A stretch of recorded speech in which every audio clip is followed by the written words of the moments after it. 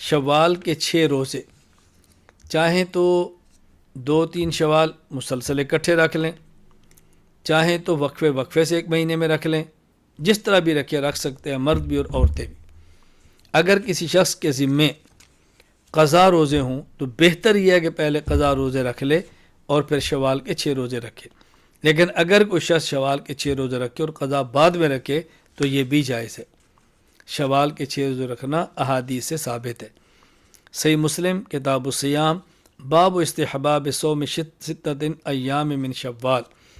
حضرت ابو ایوب انصاری رضی اللہ تعالیٰ عنہ فرماتے ہیں رسول اکرم صلی اللہ علیہ وسلم فرمایا من صام رمضان ثم اتبعہ 6 من شوال کان کصیام الدہر، جو شخص رمضان کے روزے رکھے پھر اس کے بعد شوال کے 6 روزے رکھے، اس نے گویا زمانے بھر کے روزے رکھنے کا اجر لیا ہے، زمانے بھر کے۔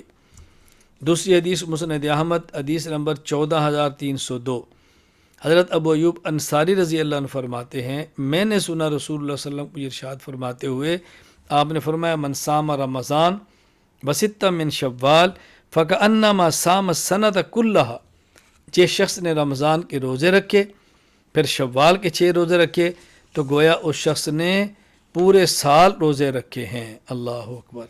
کیا مطلب پورے سال روزہ رکھنے کے؟ یعنی رمضان کا 1 مہینہ اور شوال کے 6 دن۔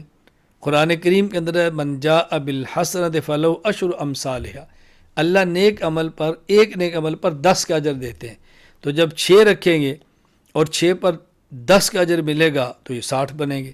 1 ماہ رمضان کا ہو گیا اور آگے 2 یہ ہو گئے، تو کل کتنے ہو گئے؟ مکمل سال کے اللہ اجر عطا فرمائے گا۔ رمضان کے مہینے کا بھی اللہ نے اجر دے دیا، اور شوال کے رکھنے کی وجہ سے اللہ نے 2 سال کا اجر، 2 ماہ کا یہ اجر مل گیا، اور رمضان کا 10 گنا اجر ملا تو پورے سال کا اجر مل گیا۔ تو گویا پورے سال کا اجر اور ہر سال کے اجر سے زمانے بھر روزہ رکھنے کا اللہ تعالیٰ اجر عطا فرمائیں گے۔ اللہ تعالیٰ مجھے بھی اور آپ کو بھی عمل کرنے کی توفیق عطا فرمائے۔